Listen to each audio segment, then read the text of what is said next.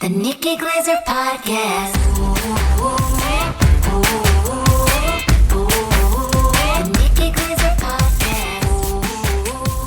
Here's Nikki. Hello, welcome to the show. It's Nikki Glaser Podcast. Here I am. It's Wednesday in LA. I'm joined by Noah and Anya. What's up, girlies? How are you? International Women's Day. I hate this day. Can I just say? I think it's just posturing.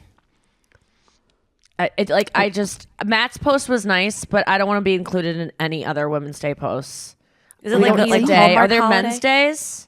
It just feels like we have to give them one because they're lesser. It's a Russian holiday. It's what? A big deal in Russia. It's a Russian holiday. I knew that. Gleb told me that back in the Dance with the Stars days. He's like, it is not. It's not even an option. He gave his like ex-wife flowers. He had to buy her fill a room with flowers because it's like she's the mother of their child. Like there's no, or maybe it wasn't that. He was just talking about something like, he's like, oh, he had to like fly home early. Maybe it was his wife at the time, but he like had to fly home early to observe it in order to like make sure his marriage would be okay, his Russian marriage, because it's like a day you cannot. It's Valentine's Day times 1,000. Well, I think it's cool because it has to do with women gaining the right to vote in Russia in 1917. So we don't know it's that. not just like a frivolous if we knew thing. that, I guess that's really what year did they gain the right to vote? 1917. 96? Wait, what? We were 1920. They were 1917. Wow, they were ahead of us. Sorry to make a joke that Russia was behind us. 1917. Well, do you know this because you're Russian, or do you like know it from? I just looked it up today because I was wishing my mom and all my Russian relatives happy International Women's Day. Do you know that you can't skip it as a Russian? Only in the last few years, my mom has suddenly become very attached to Russian holidays. I think as she gets older, she's like the other day, she's like, happy. I'm sorry to any Russians listening, but she was like, happy Molsnita or something. I'm like, what? And then I look it up. I'm like, this is like a religious that you're not even religious. What are you talking about? And she's like, well, like I wasn't allowed to celebrate. I'm like, you're just watching Putin on TV and like getting really nationalist right now. Right. In your 80s. If you're Russian, happy International Women's Day. If you're American, you're using it as an excuse to like post women you want to bang or whatever. Not like Matt. I know what Matt did. Matt did it because Matt does not want to celebrate his own birthday. And so he's got to deflect. He doesn't want, it's too much love for him, so he's got to give it back out. I know what Matt's doing. I appreciate what Matt's doing. That was so sweet. I like almost thought about crying about his post. I was almost like, should I let this in? No, can't. Got a podcast to do. Got to wake up. But it was so nice. I love how much you both know each other so well. On tour, I'm often like, wow. Like Matt really gets Nikki in a way sometimes. Like he knows things about you that I don't, and you know things about him that I don't. Not that you have confided them in each other. You could just intuitively get each other in a cool way that I'm always like, I love that. We're both like depressed, really anxious, feely, emotional, moody. I don't know that, mercurial? but like he understands your darkness and like certain things about like your relationship with your family that I sometimes am like, oh yeah, I forgot about that. He's like, yeah, don't forget like XYZ about her. I'm like, oh yeah, you're right. And you'll be the same about him. But do you think I'm right about he can't take all the attention on him? And so he's really embraced this holiday. He would have picked. I mean, if it was like a National Waffle Day, he would have been posting about like waffles. Also, his just deflect like. The last few videos he's done have all starred women, and I do like my friend. No, Scott he's a Coffey, total who's feminist, and like he loves women. He loves women for sure. He has a woman's soul. No offense, like yeah. And I like that I say no offense. I'm such a feminist. I'm like, well, that would be offensive, but to men sometimes it could be offensive. I'm saying it as a compliment. Like he's has depth, but he also is very masculine. And there are some times that I'm like, there is a definite cleave in between the way I would respond to this and the way he does, or like, you know, he doesn't want to hear about the Cheshire murders. Like that's very feminine to me, of like, it's too sensitive for my woman ears. Like he like can't handle hearing about violence, which is a good trait. Like we shouldn't be hearing about violence all the time. That's a good trait, but that is so sweet and yet feminine. He told me a story the other day. Yeah, he has a lot of rage inside him. Again, I think it's deflection of like, I can't hear about this because I'm thinking about it all the time. Okay. Yeah, one day he came home and he was like, "Oh, sorry." Wait, we have to say what happened. I kind of Easter egged it, fashion egged it yesterday with I was talking about, we had a lot of experience at Marriott's. We were at this Marriott in Charleston, South Carolina. We'll never be back. So just be on the lookout for the Marriott in Charleston, South Carolina. We check in that day and I just get a vibe about the guy at the front desk. I walk in and I can't put my finger on it, but I was greeted in a way that was like, he thought I was better than him or something. And so he kept projecting all of this, like, I'll be done in a second. Oh, this torture will be over soon, of him telling me the times for the breakfast or like where the pool is, the amenities there. But he didn't tell me any of that. He was just, running my card and stuff. And he goes, and I remember as soon as I sensed it, because before he said anything, I sensed that he thought I hated him or something. And so I was being overly like, wake up, because I had just woken up from the car ride. I was kind of like, just walked in like a zombie. I wasn't being rude. I didn't just like, checking in, this is my name. Like I know that I wasn't unpleasant. Maybe I wasn't completely engaging. My thought is he knew who I was and he assumed, or I don't know what it was, why he hated me so much off the gate, but I felt this like massive resentment towards myself. And I remember scurrying away so quickly and just taking my key and being like, I didn't even ask him where the elevators are. Usually it's kind of confusing when you check into hotels. I found that it's never intuitive where the elevators are. They have to be like, it's around this pole, and then you take a left, and then you go another right. And they say it so fast, like, because it's like, it's so easy for them.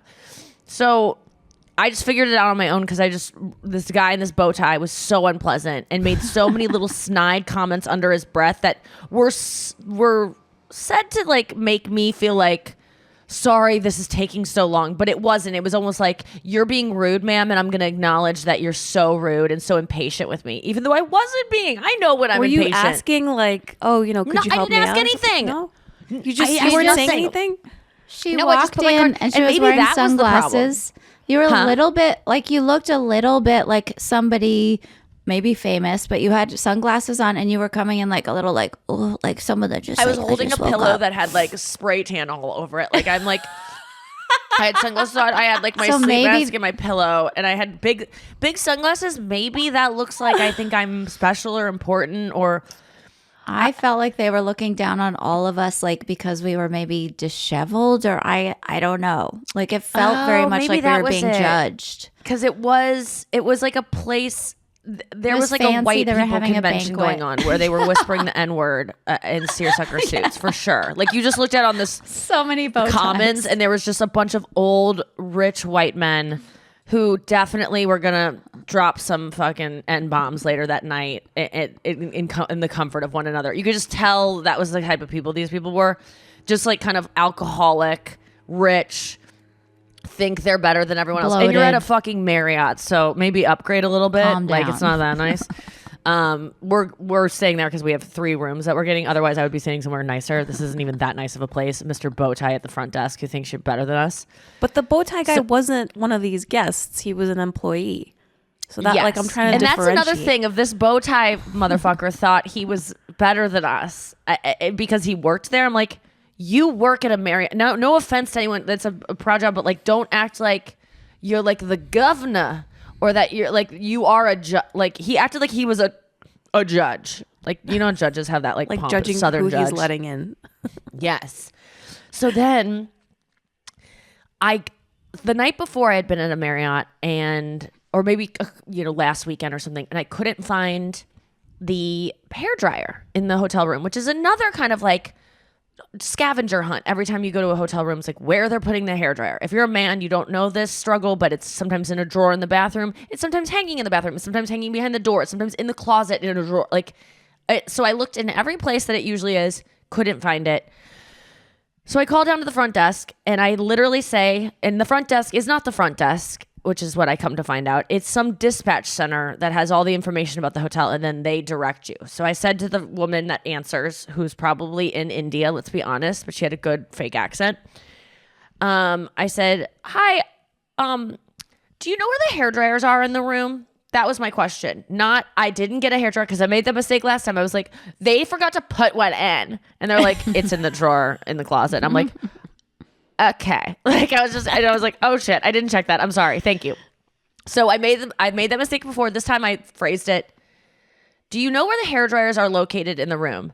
And she goes, oh, they didn't put one in there. Okay. She goes, they did it. They didn't put one in there either. Like she almost just got a call about like, there's not one in there. So to me, I was like, it's probably in an obvious place. If I didn't see it, she's not going to think like, ma'am, you didn't check, blah, blah, blah. So I go, she goes, we'll send one right up. And I said, I actually have to leave in literally 3 minutes. I was just going to take it with me to this thing I'm going to and bring it back. Can I pick it up at the front desk? I'm headed down there now. Because I was on the 10th floor. The elevators took a really long time. I was like, this is easier. She was like, I don't know if I'll figure out how to do that. And then that's when I knew she's not on the ground floor. She is somewhere else. Like this is going to be hard for her to communicate. But she was going to attempt it. So I go downstairs minutes later and I see fucking Bowtie across this kind of really big lobby. Nice lobby. Big like marble lobby. So he's like far away. He's probably like 30 feet away and I can see it. And if you work anywhere, I've worked in so many places. If a customer comes within your periphery, you know about it. Especially someone who's worked at a place this long, like this motherfucker I'm guessing has, because he's climbed the ranks. He's aware of his space. He ignored me like he was working the Delta desk. Like you can only be that ignoring of a customer if you work in the airlines. Because I've seen it happen. You can be right in front of them and they won't look at you. They'll act like they have to finish typing their thing. And I respect it. That is just their jobs are such fucking hell and they're so mistreated all the time that I kind of just know they'll get to me when they can. Even though it does annoy me. This time, this guy is alone in a lobby. It's 6 o'clock. There's no one checking in. He might have work to do. I'm not disregarding that. He's casually typing. I walk all the way across. I know he can sense me at least. I'm guessing he sensed me right away as I reach into the rotunda, like 30 feet away, if not more. And then I am walking towards him. He purposely doesn't look up. And I'm used to staying at hotels. They are so hospitable. They're always like, what do you need, ma'am? Like if they're not busy, they look up. This guy was just typing to be typing. I could just tell. And I knew he saw me. It's so ironic. I'm getting a call from my front desk of my building right now. They're like, we hear you talking about front desk people on your podcast. If you want to do that, please know that you must respect all of us. It is International Front Desk Worker Day. This is not the day to be doing this. Hold on. Can I just get this really quick? Yes. Go for it. Hello? Oh, really? Oh, great. No. You're fine. Thank you so much. You know what? I am not in town, but I'll have my assistant come get it. All right, thanks. Happy International Women's Day. I'm just kidding. I was just joking about that, so it's on the podcast. Okay, bye, Nick. Thank you. Bye. Okay. Good old Nick. All right. So, speaking of a great guy, Nick at my building. What a mensch. I think I'm spoiled because my building is so hospitable. You know, they're so nice, and I've never lived in a building with like door guys and stuff like that. So I'm enchanted by all of it. Huh? Oh, I gotta have it a package. Okay. Which I'm confused because I usually get like a text alert. Like they deliver packages and they live in the package room. So I don't know. Maybe it's flowers or something. It could be that. International Women's Day. Gleb. Oh my God. He did it. Wow. You did it, Gleb. Spasiba. Spasiba. Ужас. So I go down and it takes me until I'm like in front of him and I go, excuse me.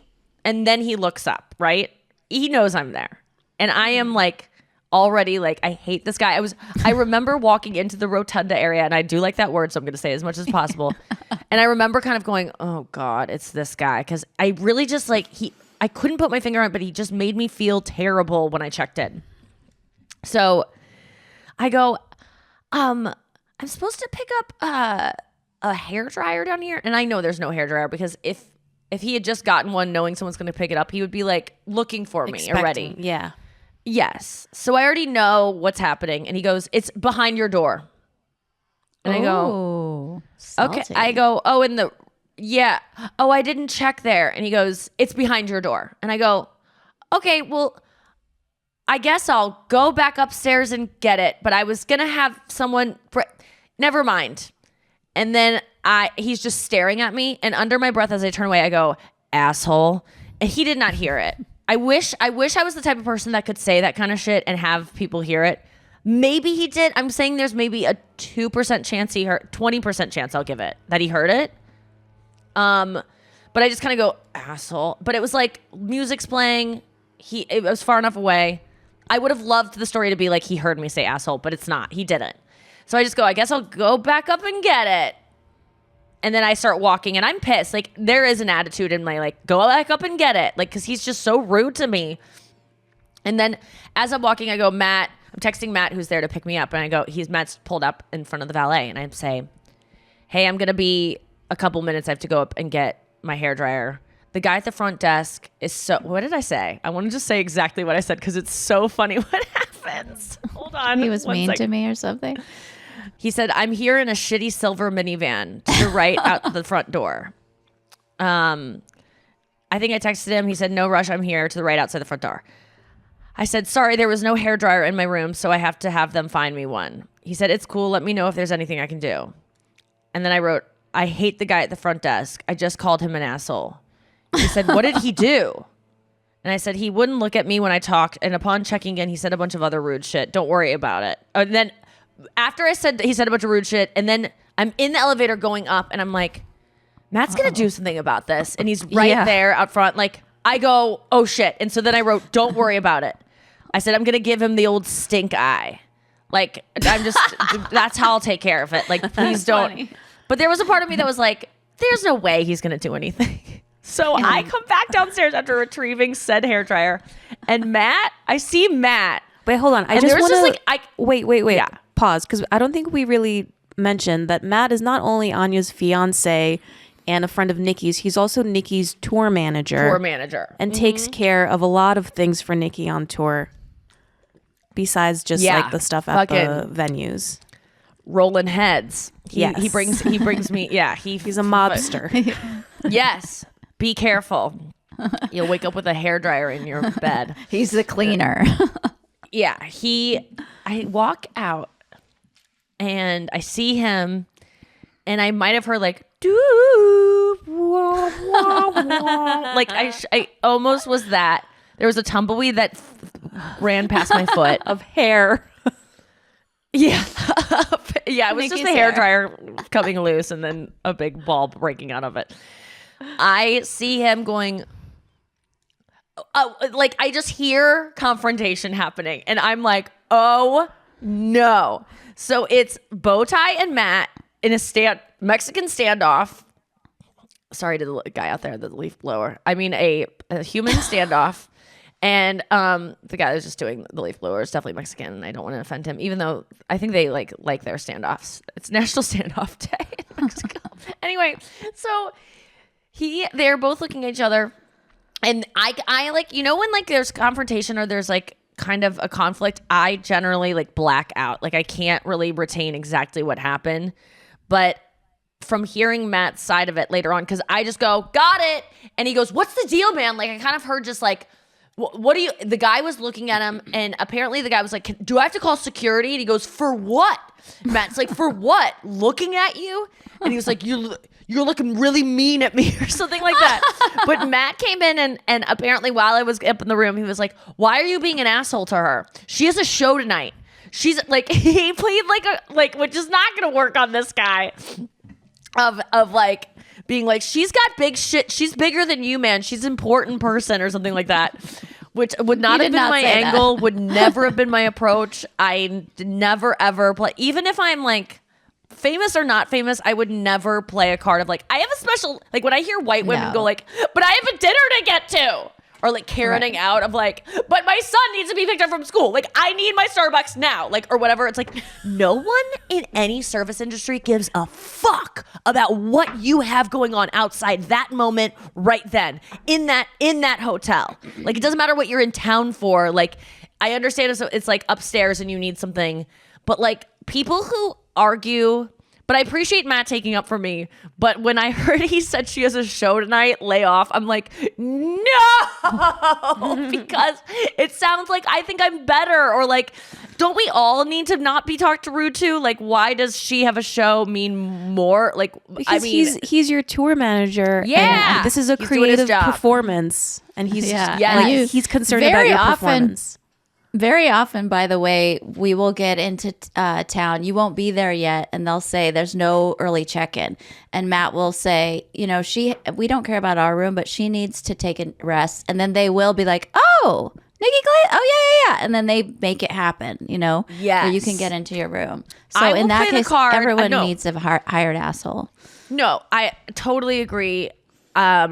I don't like it when it's used I like it when it's used to get something like that they know is available. I don't like when it's used to already, like, we weren't going to resolve this issue there. Yeah. It was only thrown into the like, pot as an extra have a great thing. show. It's like, yes, it wasn't going to change anything. It wasn't going to make him go like, oh, I did like, but I get why he did say it. And he's right. Like, I thought you were going to go into... I think he's right in the sense that we all have things we're going to that night. Don't ever be rude to anyone. There's always things on the line that you can ruin a whole evening. Like I could be getting married that night. I could be going, you know, I don't know. Who knows? It's just, don't be rude. But it was... Matt and I got in the car. We were just... Because then I just go, got it, to the, like, the hairdryer, and I go, thanks. Because I was kind of like, I have to be on Matt's side, even though I'm very scared right now, and I don't know whose side to be on, and I don't want to get kicked out of our rooms. But he's defending me, and I loved it. But at the same time, I was just like, we need to flee. And then we got to the car, but we both felt like so alive. Because it was like, we just had witnessed a confrontation. We had just both taken part in one. The guy threatened to call security on Matt for looking at him weird.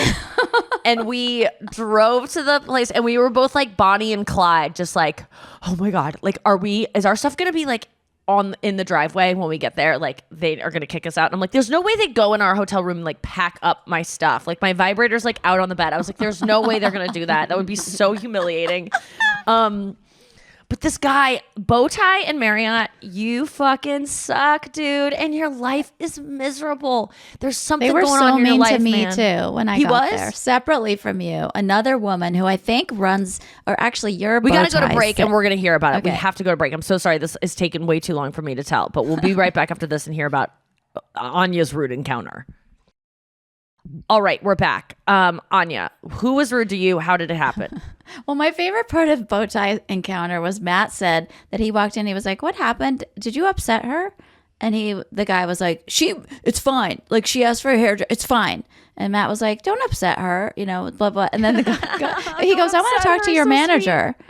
And the guy goes, "I am the manager." And Matt goes, "You are not the person." Yeah, he goes, "I don't think you're the guy at the top." He said that to him. He's like, "I doubt you're the guy at the top at working 6 p.m. on a Friday night. Doubt it." And he had no comeback. You got, yeah. And then the guy was just they were just staring at each other. It was so tense. I've never been, not going to say never, but it is rare. I don't think I've ever, I think as I'm almost, after 2020 and 2019 and 2020 of all the Karen stuff, I think there's this whole thing of like, I never want to be in a situation as a white woman or I never really like confrontation, but I definitely think it's a bad look to ever get into anything with someone who works somewhere, even though it's not like I'm, it's sometimes they deserve it, but I tend to think their lives are so shitty that I usually feel really bad whenever I do confront people that are working these jobs, because this guy did not want to be working the front desk at a Marriott. He was miserable with his life. And that was the takeaway, was like, Thank God our lives aren't what he has, because there was no reason for him to be so rude. He must have been going through something horrible. Who knows what's going on in that guy's life? I honestly feel bad for him because he was such a pill. But what was the woman was rude to you about something about the car? Right when we walked in, this woman just same attitude of like, what? Like when you walk up to the front desk, not hi, how are you? Just like, yeah, what? And just annoyed with everything, like credit card, nope, not that one, nope. And then what's your car? We don't take debit cards, ma'am, or whatever, like that kind of shit. Yeah, and like fake nice. You have to register your rental car. I'm like, oh, register. She's like, what's a license plate? I'm like, I don't know. Why He's would parking I ever it. know the license plate to my goddamn rental car? And then I go, oh, it's on the keychain. And I go, yes. I'll get it off the keychain. And then Matt walks in. She goes, it's very often not the number on the keychain. I'm like, no, it's not. Yeah. And then she just goes, take whatever go back. number it is, bitch. I know. And then the other woman at the desk was so nice. And I was like, do we really need... It was taking 20 minutes to get this... Yeah. Normally Marriott's are so nice. The one in Charleston, I don't know what's going on, but the one woman seemed like she was a hostage there, because I go, this woman to the right says that we might get a ticket if we just leave it here for an hour and we have to register it. Is that true? And she's like, you're fine, don't worry about it. I'm like, why are you whispering? Like, say it out loud. Yeah, she's like, are we going to get a ticket or not? We cannot afford to get a ticket. So what's happening? She's like, I'm sure you'll be fine. I'm like, I want to guarantee. Why? Obviously everyone there, you hear about these places. My friends have worked at places like this where everyone hates everyone, and the boss at the top, the guy at the top is a dick, so it all trickles down. Everyone's fucking miserable. Shout out to everyone working at Marriott. I'm sorry. Yes. I'm sure this podcast is going to get passed around with internally, and hopefully it avoids Bowtie, because no one even likes him. He doesn't even really have any friends there. So I'm sure this is going to start with like someone, the valet. They seem like they listen to podcasts, and it's going to get passed to like kitchen. Everyone knows Bowtie. You know he's a dick. I'm sorry you have to work with him. Happy International Women's Day. What? He also said to Matt, have a great night. Like, it was insane. Like, really sarcastically, have a great night. You know what I do appreciate it at Bowtie? Let me give Bowtie a little credit. He didn't fall into the rule of the customer's always right, which I do disagree with. I think the customer is mostly wrong, and I always do want people to stand up for themselves, that workers, and not fear losing their job because they have a shitty customer. So if he did think we were shitty customers and he thought that he was being disrespected, I will give him a little credit for like not just falling into this like American like bullshit of like, you know, you go to France and they're like annoyed anytime you walk into a shop or like a restaurant. Like, you are a burden on their, like, I kind of like that style of like, we should be grateful they're providing the service instead of like, yes, ma'am, all the time. So I'll give them a little credit, but you got a chip on your shoulder, and I hope you go to therapy or something. I hope, and I hope that your Marriott benefits, your health benefits cover that therapy. And take I a hope that vacation your mom, if she just died or something, someone just died in his life. Like, I hope he's healing from that.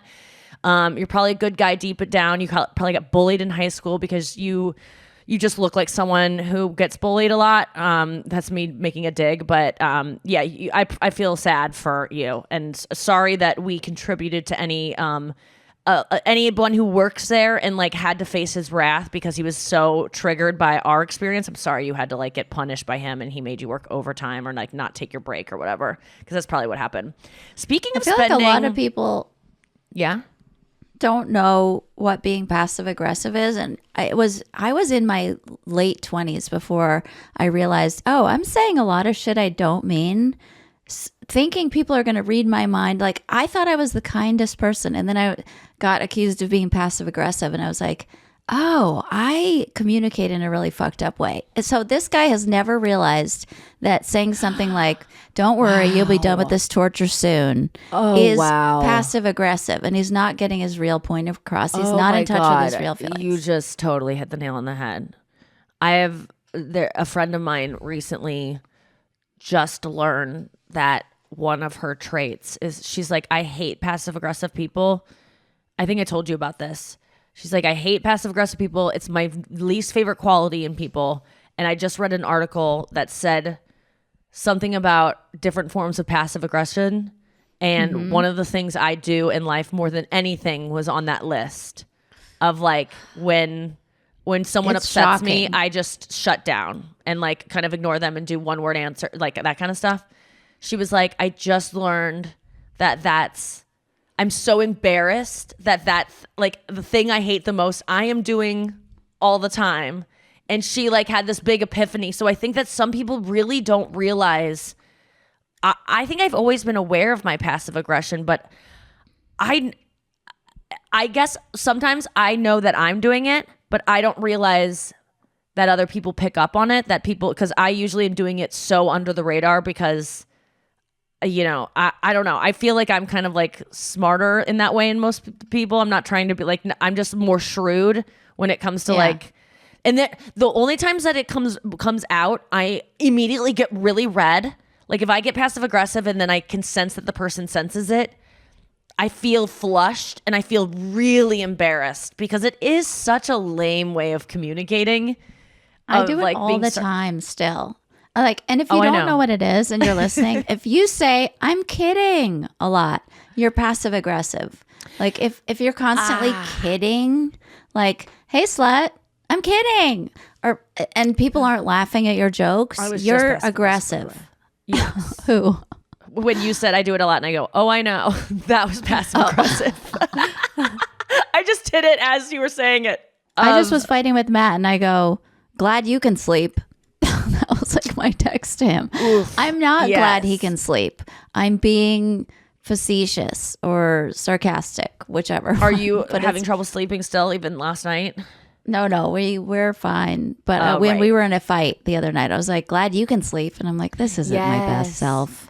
Yes, I've said that before of like, have fun, like have a good, like that have a good night stuff or like, no, it's like, I'm sure you'll have a great time. I did it the other day to Chris. I said something like, oh, well, I guess I'll just watch I'll watch Last of Us alone then. Because he had like something to like that kind of stuff. Like, martyry. What the fuck? Am I a child? Like, why can't I just communicate why is it so hard to just be like, I'm sad that you're going to this thing and we can't watch Last of Us together. Like, isn't that gonna get me so many more things than just being a fucking cunt?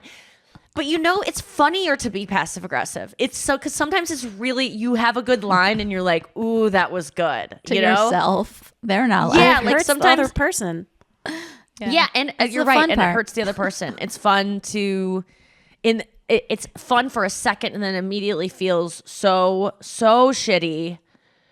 There is a moment of triumph though when I have a really good line coming out of something. Okay, I want to talk about last night I went to the Ted Lasso premiere. Yes. Which was amazing. I saw the first 2 episodes of the new Ted Lasso. The only thing I'm so disappointed in is that I thought that the woman who owns UFC Richmond, the older woman, I got there's a whole side story, but okay, the older woman, Rebecca. Yeah. You would say she's an older woman, right? Like if you're trying to characterize that show and talk about her without knowing her name, you'd be like the older woman who owns the team, right? Like she's an older woman. Yeah, I would say late 40s. No way. Really? Mm-hmm. I would say she looks like she's in her late 40s, but she's probably in her 50s. She's someone who looks good for her age, but I could be so wrong. I don't think she's had a so ton of gorgeous. work One of the done. most stunning people. Just watching her on the big screen, I was just like, her skin, like her makeup, everything, her style, she's impeccable. I'm sad to learn that she's no longer fucking that guy from the team. I guess their relationship wrapped up last season. I don't remember that. I thought it was still going. And I'm waiting the whole time, like, when she gonna fuck that young guy? Like, I was like, yes, let's get back into that. That was a fun, because you never see older women with younger men. It's always the other way around. I was really just happy to have them embrace it and not make it, not fetishize it. Because let's say, like, in Succession, there is a thing going on with an older woman and a younger guy, but it's like, mommy, and like, you're a naughty little boy. And it's like totally fetishized. And this just seemed to be like, oh, they love each other. But so I watched the whole first episode and they showed 2 episodes. And then I turned to the guy next to me, who is one of my, Jamie Lee, who's what I went with. She's one of the producers on the show and writers. she invited all her friends to like fill this row. And so I was sitting next to one of her friends, this guy Heath, and he's a director at Always Sunny. And I was like, I go, wait a second, isn't that older woman? I go, isn't the older woman? When are we going to see the older woman fuck one of those that young guy again? Like, when's that happening? And he goes, the old woman at the bar. He was thinking it was that, when they have the bar scenes where there's like a really, really old woman who's like, oh, Sonny's, here's your soup in a bread bowl, and like, here's your ale. And she's kind of like saucy. He thought that old woman was banging one of those young guys that like comes, and he goes, wait, that's a plot line. So it was really funny. But I was so sad to see that wasn't still going. Do you remember them like deciding not to be together or something? Yeah, I think they had a very quick breakup. No, at the very end. I wanted it back. I was like, it was halfway through the second episode where I go, why aren't they addressing this again? But it's you so were doing good. Your the New York performances Times are so spelling good. bee at that time. Yeah, maybe. No, I was glued to the TV whenever she was banging that young guy. Like, I was like, this is. I think they broke up in This is her International kitchen. Women's Day. This is the type of shit we should celebrate. Like, I wrote Bill Lawrence, the creator of the show. I'm like, thank you for like modeling that it can go the other way for once, and it's not like totally insane. And like, whenever there's an older woman and a young man, it becomes like that's the storyline. That's that she's old and he's young, and it can't be. Whereas like if it's an older man and a young woman, it's just like that's just maybe they'll make a couple jokes about it, but it's like, oh, your wife needs to be her bedtime stories, or like, did you get her a Happy Meal? But it's kind of it's not like taboo. Whereas this was treated like it wasn't taboo. It was nice. Anyway, let's take a quick break. I'll come back with more because I will. I always have more. Okay, and we're back. So let's get back into it. Went to the premiere. Let me just say. So I know this is get ready for Unrelatable, Nikki. When you go to these things and there's a red carpet and you are going to walk it, you know that you're going to get a bunch of pictures taken of you, and you're going to know it's going to be like a big deal, big night. I went to the second season premiere, and it was a lot smaller than this one, so I was projecting it to be a little bit like less of a thing. But that was during COVID. I kind of forgot the circumstance. It was such a big thing. It was such a big premiere. It was like hundreds of fans on the street, like screaming, so excited, holding soccer balls, like holding those like fucking scarf things that everyone wears, that fans of football. And I'm walking through Westwood, like trying to get to the theater, to like the red carpet entrance. I look like shit because I styled myself, which was a mistake. I based a whole outfit around some Cynthia Rowley pants and a Cynthia Rowley top, but I didn't get a spray tan, so I was like, I need a blazer. So I bought a blazer on the Real that Sarah Lena helped me pick out. Then I got shoes that Sarah Lena helped me pick out, but they were like velvet. The pants were like a scuba material. The shirt was like a sparkly thing. The blazer was like gold. The outfit wasn't the worst decision I made. Let me just, okay, if I get styled for something, it's $2,500 before tailoring, okay? I don't get to keep any of the things. Maybe I get to keep the thong, okay? God. That's how much it is. Oh my God. Every time. And it involves a fitting. So it involves like a 2-hour plus, if you add the commute, of a fitting. And this is all great. I mean, that's why I look stunning in all the photos I've ever been on a red carpet or any show that I've ever done. Usually, if I were a writer on Ted Lasso, or if I were on Ted Lasso, the studio would pay for all of this stuff. They would pay for my glam. They would pay for so it wouldn't matter. And that's why, celebrities always look amazing, is because they're not really out of pocket for this stuff. The studio is. And there are some times where I just pay that fee because it's important enough and I just need to look great and I can't risk it on my own. Then let's add hair and makeup. So hair, $500. All right? Flat fee, like that's $500. Makeup, $750 because I have to go through her agency. Oh my God. So all in all, if I want to look my very best, I am talking over 300 and I think $3,500 at least. Okay. So almost $4,000 for one look, one night. And I mean, I will look the best that I can possibly look. I mean, this is like the best it could be. There really is no other option. There's no stylist that's cheaper than this. I mean, there are, but you kind of can't take a risk with it. I don't know stylists that are cheaper than this. I've like always used I wouldn't even want to use them because I would feel like it would be betraying the girls that I do use. I don't know what to do about it. I asked friends for advice. So the styling portion, I give myself like a C on, which is like as good as I can get on my own. Like I did which is an A for me, right? I'm fine with the style part. I can take a hit there. Like I didn't know what I was doing. I like don't have that good of jewelry. Like styling covers, they borrow jewelry from places. So you're wearing thousands of dollars of jewelry and thousands of dollars of clothes. So it's all tailored to fit you. They bring in a tailor. And then hair and makeup. There's really not another option for those either to go like half the price. Why isn't there a place to go get your makeup done? How could you tell it wasn't up to par?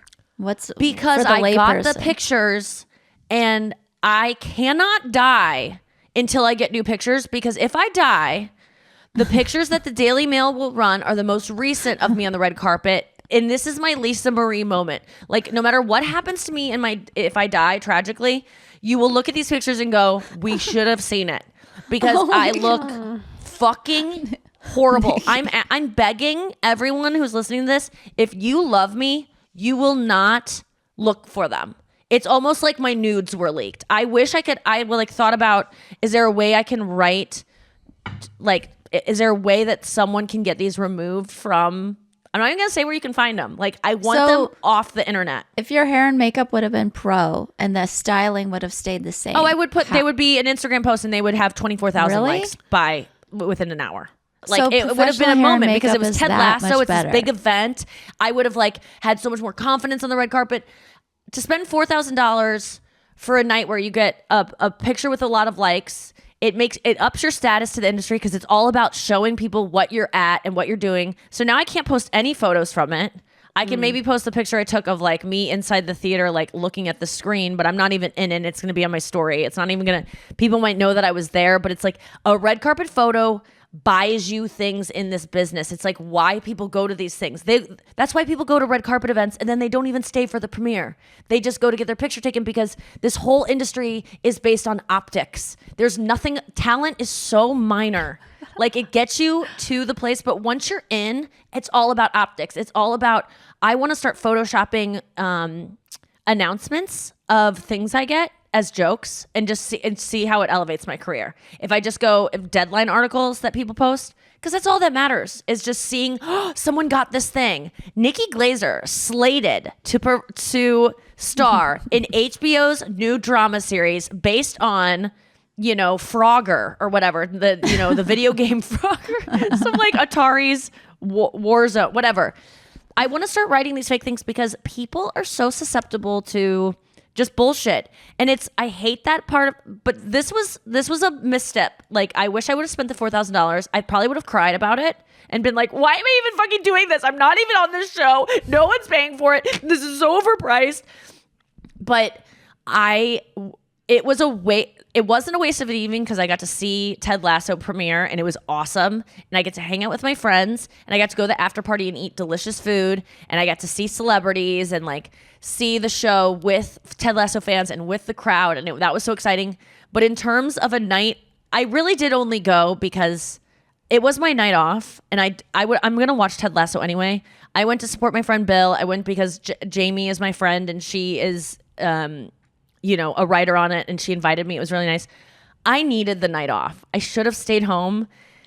I went for the photo. I went to go, I was here. This was a thing I did. Look Instagram, like, because I've noticed that when I see people, when I come to LA and I visit, and I see people I haven't seen in a while, they always go, you're killing it. And they only know from Instagram. They don't really know anything I'm doing. They only reference things that I give them. Pictures that I post on my feed. No one really knows what anyone's doing unless you tell them what you're doing. You're like, wait till you see my photoshopped posts. I'll be really killing it. Nikki Glaser slated to star opposite Theo James. Nikki Glaser steps out with Kanye West. Nikki Glaser canoodling, with Last of Us actor who just kind of came out. It seems like he's back on the other side now. I flipped him, guys. I mean, is Pedro Pascal out? We don't know. If we saw these photos from last night, which we won't see because we'll never go digging, but if we did, you're saying we would be able to tell that it is not a professional job. I tried hard. You know what the problem was? First of all, there's nowhere to go for your makeup, but I did go to Dry Bar. And I want to call out Dry Bar. You are the McDonald's of hair. You are the Marriott Charleston. What? Oh yeah, you are the Charleston Marriott of hair. Girl, I think Dry Bar is acceptable. Honestly, I think if you had your hair just air dried, I think that would be better than going to Dry Bar, because Dry Bar makes it look like you put in effort and fucked up, whereas air drying your hair makes it look like at least she didn't try. That's why it looks shitty. Do you know what I mean? Dry Bar. This is going to sound controversial. I was like a newscaster when I go there. Exactly. I'm sitting at Dry Bar. I'm getting my hair done. I can't say what I'm going to say, but I'm going to say it. I had a huge epiphany. I go, I understand if you're working in Hollywood at a restaurant, if you're a struggling actress trying to make it in the business, you got to take jobs that are beneath you.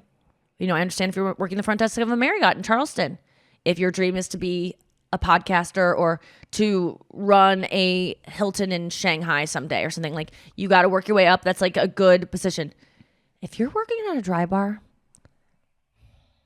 and you don't like manage it, things aren't going well. And your goal is to be a hairstylist in Hollywood, which is like, if you're out here doing hair, isn't your goal to like maybe work at a high-end salon or have your own salon? Would you think that's what the goal is? Yeah. Yeah, this is like a stepping stone.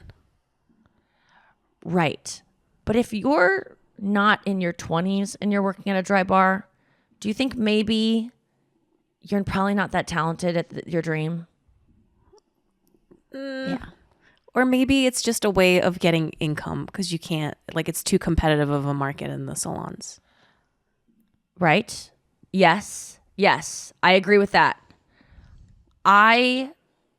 Yes. Okay.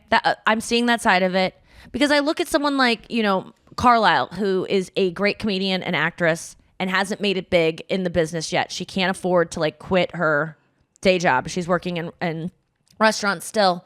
And I'm like, I get that. I don't judge anyone in their 30s, 40s, 50s working in like restaurant industries. But if your goal is, or if you were working at Dry Bar to support your dream of being a comedian, that makes sense to me. But if your goal is to be, maybe it is too competitive of an industry, and that is why we do need people working at Dry Bar. Maybe they're not being paid enough. But it felt to me like, oh, this one's on me. If I don't like my hair here, why am I going to Dry Bar to get it done? Yeah. Because people at Dry Bar are doing...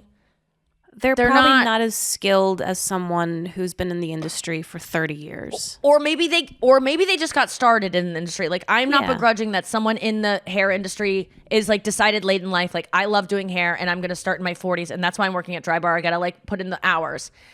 But if you've been working since your 20s at hair and makeup and you've landed at Dry Bar 20 years in,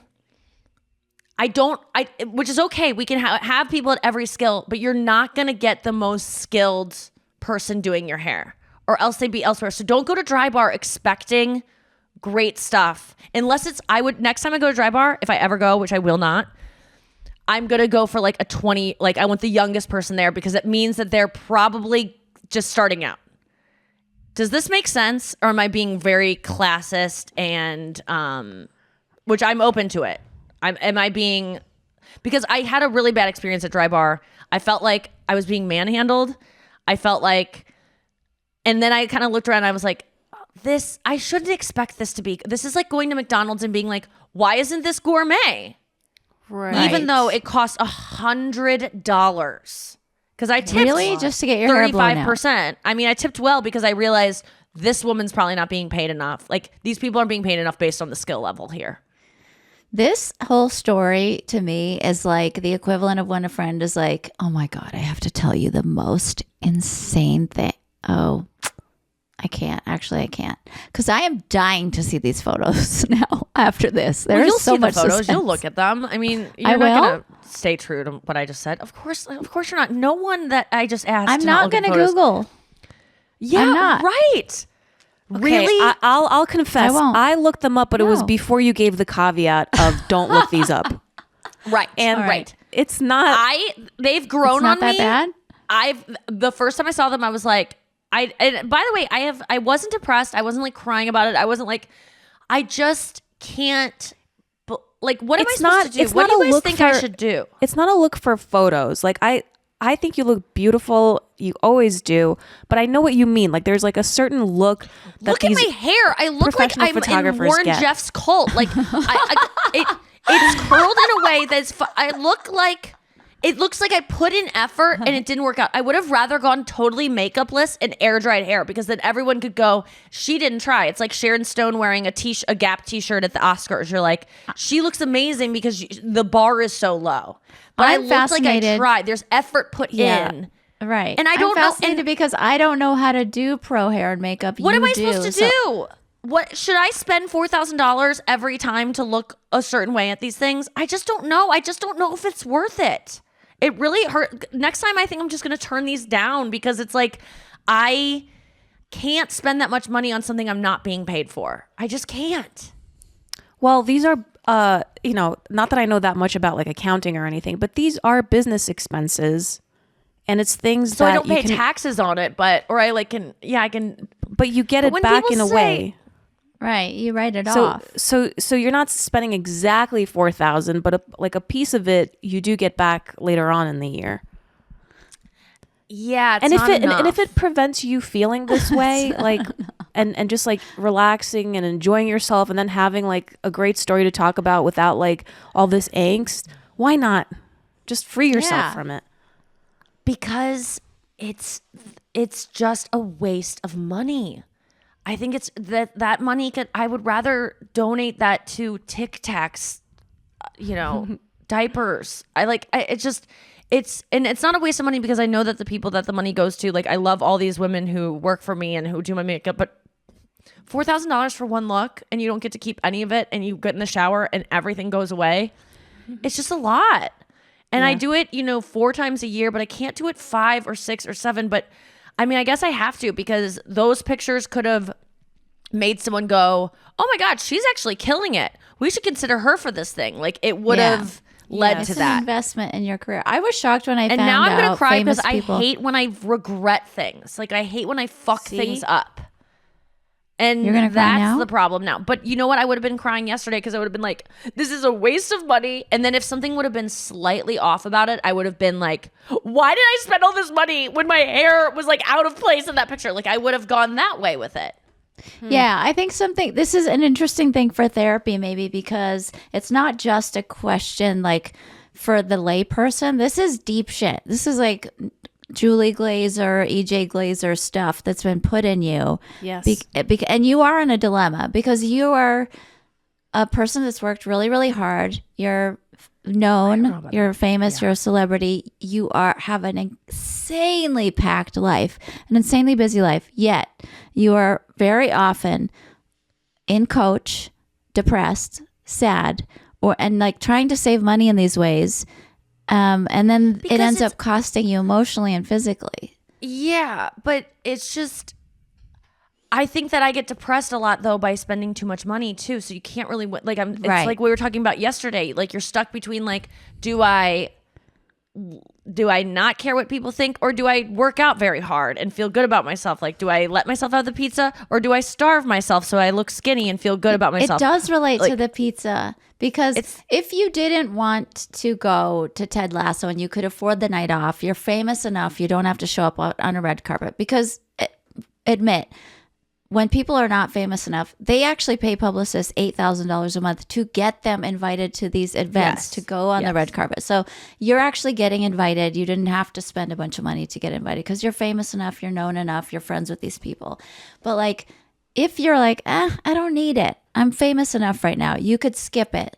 It's almost like the pizza thing. Like, do I need pizza for lunch and dinner? I don't want it. I've had it 5 nights in a row for dinner. I don't want to have it for lunch. Like you intuitively make these choices.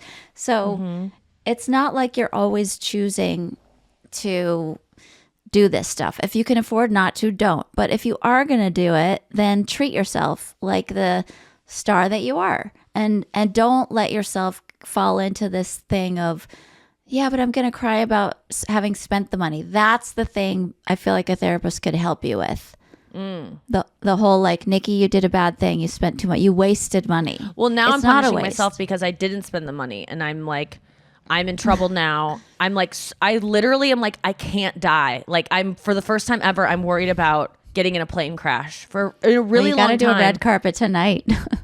Because these would be the pictures that would be used because they're the most recent. They would just go to like, what's the most recent photos of her that have been professionally taken? And then that would be it. And like, also, no one last night said you look pretty. Not one person was like, you look great. Not one. And when I get gussied up for things, I usually get that a lot. Like, it's an event. And so I felt gross. I felt like, but it also is maddening because men don't have to fucking do anything.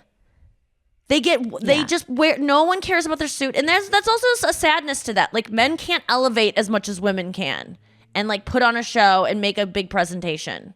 Well, so there is Chalamet and Pedro Pascal are spending some money on a stylist, but you're right. Most men but they're not doing anything with hair and makeup.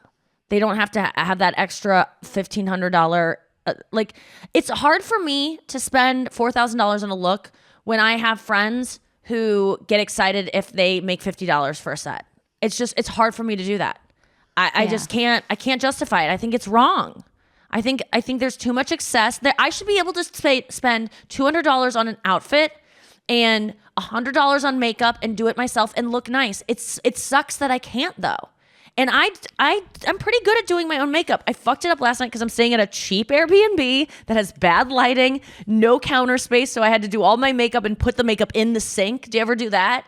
And then you because sinks are made by men who never have used a counter space, I guess, that don't have to put like a powder anywhere. So I'm knocking powders on the floor. They're cracking. Like, I use cheap makeup that I buy from Target. I use Wet n Wild. Like, that's another problem. I have like dirty brushes. It's like, there just needs to be a complete overhaul of my life, but I refuse to be one of these people who spends exuberant amounts of money on dumb shit. I think it's wasteful. I think it's a bad example. I think it's capitalism at its worst, and I hate that I have to give into it sometimes, I guess. Makes sense. Yeah, it is a tough. You are in a tough spot. Like, I couldn't do what you do. What would you have done? Would you spend $4,000 for that look last night if you went to the Ted Lasso premiere? I can't even imagine that because I don't. You'd have to ask me. But what if I got you a ticket? What if I go, and we're going to walk the red carpet? I could get you on the red carpet with me. What would you do? I don't have it. I don't have that much to spend. So what would you do? Would you just do your own makeup and would you just wish for the best? Yeah, probably. Well, is there a place to go? I guess I'm asking that is not a $750 makeup artist. Is there a market here for like a place to like almost like a dry bar for makeup? When I went to see you at Dancing with the Stars with our friend Jen, who like knows all about makeup, she's like very, very feminine, girly. Yes. She took me to Sephora to get our makeup done because we weren't just going to show up looking like gross. But did you pay for your makeup to be done at Sephora? Or you just like use the people there that are free? No, the people there, it's a lot of like makeup artists who just like right there. I know, like there's some big people that work at those places. Yeah, so but I mean, they're not being paid to do makeup though.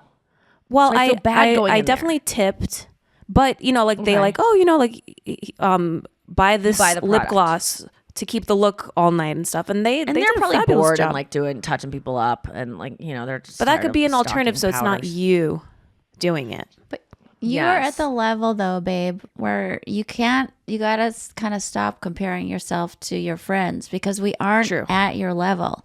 Like, you need to talk to some celebrities who are at your level, and they'll be like, no, you always pay for a professional hair and makeup. You always go through the agency. You can't be cutting corners and saving $150. What do I do about these pictures? How do I get them taken down? Like, what do I do? Like, do I talk to the Kardashians and how they do just swallow it? Do you just go like, what do you guys do when you see a photo of yourself that is so heinous that someone has put up and you're like, this is going to exist forever? What are you going to do? What do you do? I accept myself. I accept myself. I approve of myself. I approve of myself. I approve of myself. I approve of myself. I approve of myself. I did get to that place last night. I got to there almost immediately. I mean, the outfit sounds cool. No, my outfit, I like my outfit. I would wear it again. It was like a sheer top, so it was mostly covered up, but the sheerness of the top, like I like the outfit. The hair and makeup is atrocious. Like I was zooming in on my eye. I just made I didn't do a big enough wing on the top. Like there's things that I know that I could course correct with my makeup. My bronzer, I need new bronzer. It's too orange. I contoured wrong. You know what I'm most embarrassed about is having people see it and go like, ew, I feel sorry for her. She's like tried to do it herself. Like whenever I see a red carpet moment where I'm like, ugh, like I'm just worried about people judging me. Because I know that I'm beautiful. I know that is not what my face usually looks like. I'm comfortable with like, that is not who I am. I can really look stunning when done right. I'm worried about people, especially my friends who are makeup artists, going like, this cheap bitch tried to do it herself and she failed. Like, it's just like, I tried to like, it's the same way I feel about singing and playing guitar. Like professionals going like, ew, oh my God, look at this girl like trying. I think it's cooler to try and fail a little than spend tons of money on stylists and look insane. So many celebrities spend a bunch of money on stylists. To look dumb. Let's think about, no shade, I love Gwyneth sometimes, but remember the look that was immortalized forever where she forgot to wear a bra and she was like, I thought it looked good, but under the flash bulbs we could all see her nipples at the Oscars and everyone made fun of her forever. Oh yeah, that's a good point. No, there's not a great look. I can think of so many examples of women looking like really rough on the red carpet because they just had bad powdering or like their makeup got done in the dark. And I've had even my first stand-up special that I did my half hour for Comedy Central. They had the makeup artist working in the dark. We were literally had like a little tableside lamp in this dark room. And I was like, and so when I got on stage, I looked insane. So there's going to be looks that follow me forever. But it's just like, I just realized that this job is too much pressure sometimes of like how to look. And it really does start to fuck with you. Because it's like so much pressure. You should have seen it last night. I think if I would have known what a big event it was and how much I'm known, I would have treated it better because I thought I was just going to be like kind of like pulled on the red carpet and like maybe gotten a couple pictures. Like it's not my night. No one knows who I am. Like, but I was paparazzi'd on the way there, like getting out of my Uber. I get there and I'm not bragging. This is just what happened. I get on the red carpet and I am standing there in front of the photographers for like 3 minutes while they're like, Nikki over here, Nikki right here, Nikki. Like it was, and I literally said to them, I go, you guys know I'm not fucking someone famous, right? Like, who do you think I am?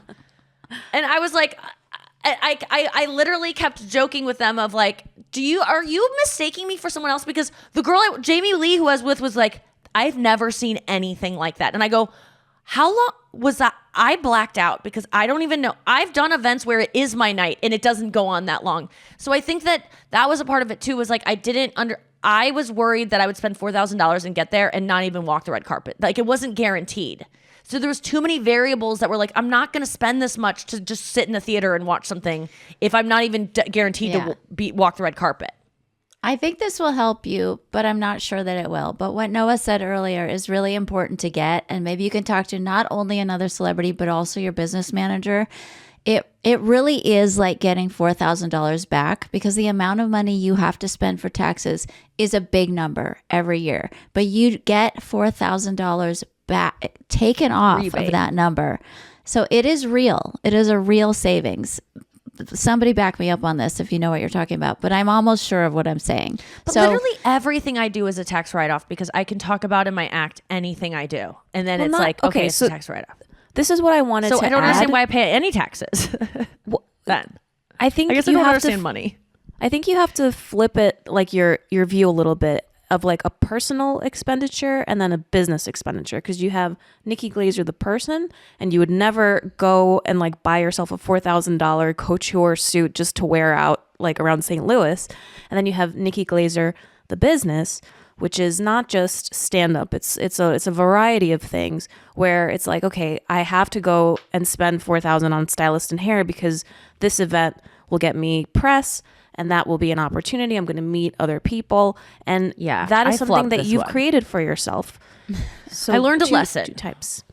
I learned that this is what I got out of it. When you make a mistake like this, like all I want to do right now is punish myself all day long. I want to zoom in on the picture. I want to just go like, you fucking idiot. You're so fucking stupid. Why did you do this? Do you ever do that where you make a mistake and you're like, it was just yesterday. How could I know so clearly what to do right now? But an hour ago or a day ago, I made the opposite decision. Like, what a fucking. That's why hindsight is 2020. Like, that phrase exists. It's not even 2020. Like, I have got LASIK in one eye, so it's like 2040. I literally have better than 2020 now because I'm like a bioptic. But you're right. Final thought. Okay, let me give you another expense coming up. I'm already, like, this morning it's already coming in. I'm going to see, after our girls trip, we're going to Palm Springs at the end of the month. I got invited by a bestie, I believe she's a bestie, to go to Taylor Swift in Dallas on April 2nd. I believe it's the Sunday show. And it would be the first Taylor Swift concert that I'm going to go to. Her tour is starting very soon. And I think I'm getting the ticket for free. Like, she's giving it to me for free. That night, I want to stay in a hotel that's like nice. What do you think? $845 is too much for one night in a hotel? No, for you, no. It's not a question to put out to everyone. It's more like, would you spend 0.005% of your annual income on a hotel room one night? Yes. Like, you have to do a percentage of what you're making, and you don't make what the average person because it's makes. like, it's. My mom is in my head going, Yes. Oh my This is God. deep. Oh, there's what Anya said. You got to It is. It's go my to mom therapy totally, before like- this Swift concert. I have to make the decision today because these hotels are booking up. I know 2 celebrities I will put you in touch with, and they have worked through this exact shit in therapy, and they will help you. They will help you lean into your stardom and let go of some of the shame and guilt and like discomfort around money and fame. I think you have a lot of comfort. I gotta around get new fame, friends but because I can't.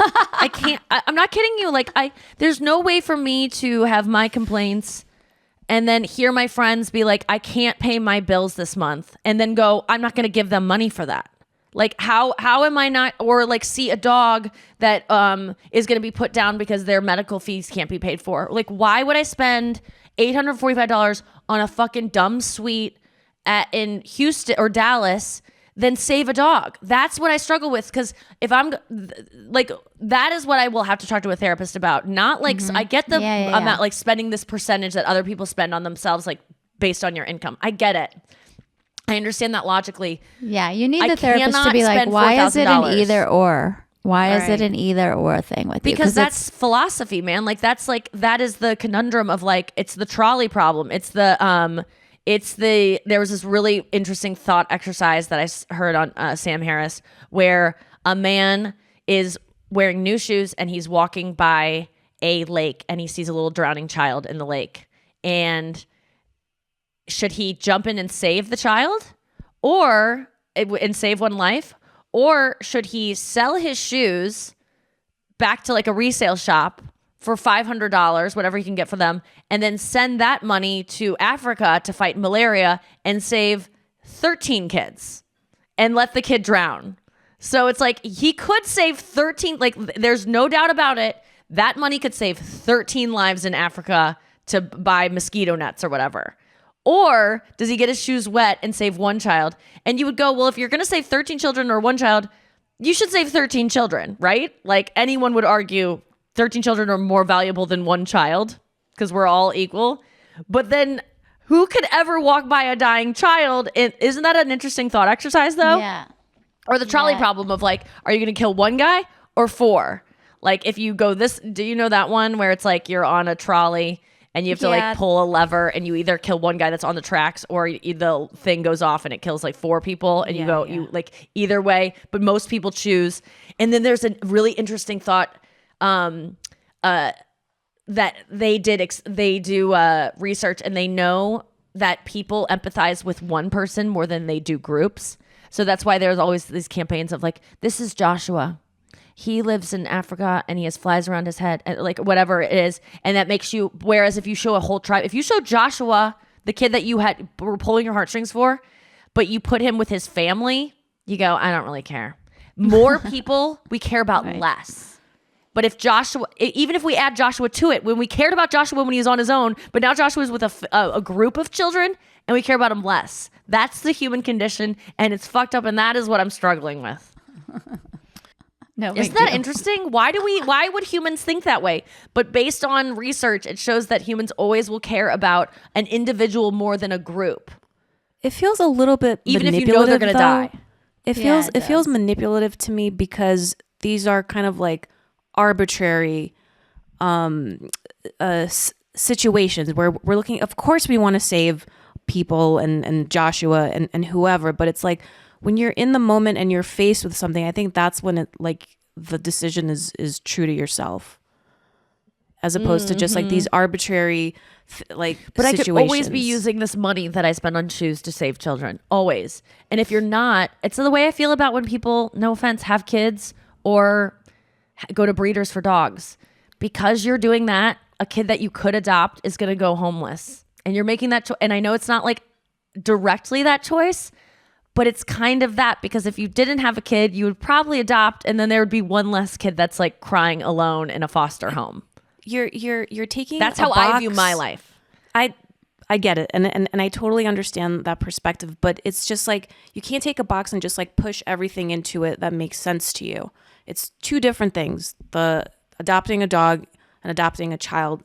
And like in my brain, I can't like and for example, spending money on your makeup or spending money to save a bunch of dogs, I can't see that as the same thing. I just see it as two separate things. But they can't be separate things, because money can solve world issues and money can also buy you stuff at Sephora. So it's like the same currency can do amazing things or really vapid things. And I struggle with the vapidity. Now, one could argue you spending a lot of money at Ted Lasso will get you to make more money, which you can then put into an animal shelter and open a bigger shelter. Am I gonna open that shelter? You know I'm not. Like these are the things like you can always justify like, but that's gonna make me more money in the future, which I'm gonna do for good. Am I gonna do for good, or am I just gonna get greedier like everyone does on Succession? I've been watching too much Succession is probably the answer to all of this. And I'm gonna go back to watch it now. Don't go to Dry Bar again. I'm sorry to anyone who works at Dry Bar. I know that there are talented people that work there. I got a bad egg. Don't not go to Dry Bar because I said so, because they are the only medium between spending $500 and spending $0 and doing it yourself. There's got to be a medium. Which style did you choose? I've only been there once, and it was like Beachy Waves or Newscaster or Straight. I mean, I got a little bit. Yeah, it was like Fox News, CNN, local. So it was. I chose one that was almost like. I wanted it to be simple so that I could zhuzh it. So I was just soft curls. But I look up from I was doing Spelling Bee, New York Times Spelling Bee, and I look up and my hair is in like these ringlets, right? Like Curly Sue, Shirley Temple ringlets. You know, that's what they do before they brush it out. And I swear to God, she goes, do you want me to brush it out or do you want to do it yourself and leave like this? And I looked at her like... What do you think? Like, I just go, oh no, you brush it out. And she was like, okay. And she kind of had attitude. I'm not gonna say she didn't have attitude. And then she brushed it out and I go, oh, this is way too curly. It was like, I mean, my hair was up to my shoulder length because it was so curly. Wow. And the picture, I like maybe just a little bit below. I mean, look at it now. Like, it just looks thin and like, it's just, I mean, look, it's a bad blowout. So then I go, can you straighten it? Because it was so curled. But anyone who knows hair, once you curl hair, it's not going to go back to straight. It's just like, it's a mess to deal with. You gotta wash it. But I pulled out the book that I told her, like, that's the one I want. I go, if you see this, there's one ring and then another half. It's like two, it goes around twice. And this goes around 16 times. Like these, they're not the same. Like, I didn't say that, but I go, see, it's like only twice. And she goes, well, your hair's a lot longer than hers. And I'm like, It doesn't look it right now because looks like I have a bob haircut, even though my hair is literally down half my back because it is so curled. I left there. I was embarrassed to walk down the street even. I was like, I have to go home and fix this. And then I didn't have time to fix it. And so I just go, it's probably not as bad as I thought. And then the red carpet photos, which I know everyone will look at. I don't begrudge you. I would do the same thing. My biggest mistake, I just want to say I know what I did. My bronzer is too crazy. I contoured wrong. My lower eyelid, I didn't do enough makeup. I put too much whitening on the insides of my eye. And my face just looks all one color, even though I did try to contour. I didn't have I don't have any lip color on. And I tucked my hair behind my ears, and then it made this little like Amish curl come out. There's no mirror before you walk on a red carpet. There was nothing I could do. I got into an Uber. It was pitch dark inside because every Uber here has their fucking windows tinted. So you have no natural light coming in. I'm blaming everyone else but myself, but I'm really, it's because I didn't spend $4,000 and kill those kids in Africa. And that's really what's the problem is you here. You saved the money though. And that's okay. And what am I going to do with it? Like what? Open a shelter for black only dogs. I should donate $4,000. I should donate $30-something $100 today that I would have spent to make this all right in the world. Oh, good. And I'm going to consider doing that. That's I will good. update you. Ask me next week what I do, but I'm going to be more generous this week with money because if I was such a good person and I saved that money, I better put it towards something fucking good and good for the world. Nice.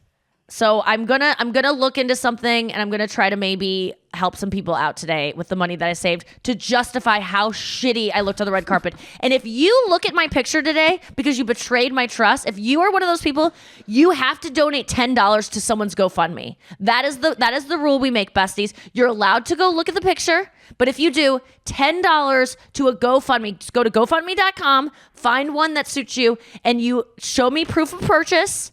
And then you can look, then I will grant you access and you will not have to feel bad like you betrayed me, bestie, because you did betray me if you didn't donate $10 to a GoFundMe. That's the rule. I'm sticking to it. I hope you got to the end of the podcast before you Googled it. If you already looked, you better go to GoFundMe right now.com and look it up.